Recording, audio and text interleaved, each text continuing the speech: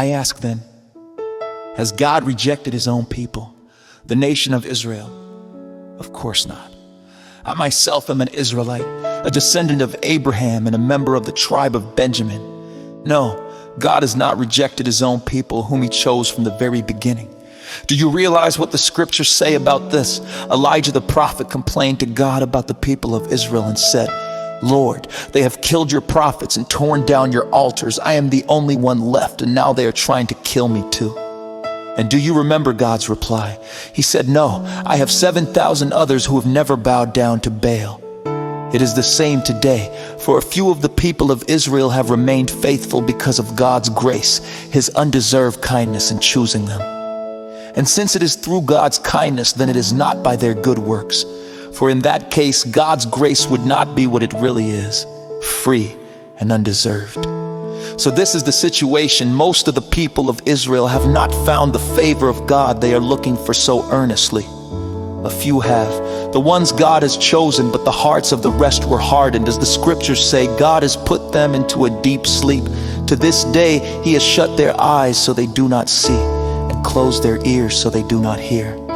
Likewise, David said, let their bountiful table become a snare, a trap that makes them think all is well. Let their blessings cause them to stumble, and let them get what they deserve.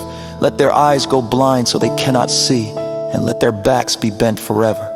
Did God's people stumble and fall beyond recovery? Of course not. They were disobedient. So God made salvation available to the Gentiles, but he wanted his own people to become jealous and claim it for themselves. Now, if the Gentiles were enriched because the people of Israel turned down God's offer of salvation, think how much greater a blessing the world will share when they finally accept it. I'm saying all this especially for you Gentiles. God has appointed me as the apostle to the Gentiles. I stress this, for I want somehow to make the people of Israel jealous of what you Gentiles have, so I might save some of them. For since their rejection meant that God offered salvation to the rest of the world, their acceptance will be even more wonderful. It will be life for those who were dead. And since Abraham and the other patriarchs were holy, their descendants will also be holy, just as the entire batch of dough is holy, because the portion given as an offering is holy. For if the roots of the tree are holy, the branches will be too. But some of these branches from Abraham's tree, some of the people of Israel, have been broken off. And you Gentiles who are branches from a wild olive tree have been grafted in so. Now you also receive the blessing God has promised Abraham and his children, sharing in the rich nourishment from the root of God's special olive tree. But you must not brag about being grafted in to replace the branches that were broken off. You are just a branch, not the root. Well, you may say those branches were broken off to make room for me.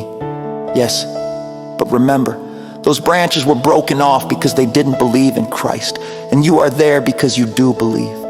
So don't think highly of yourself, but fear what could happen.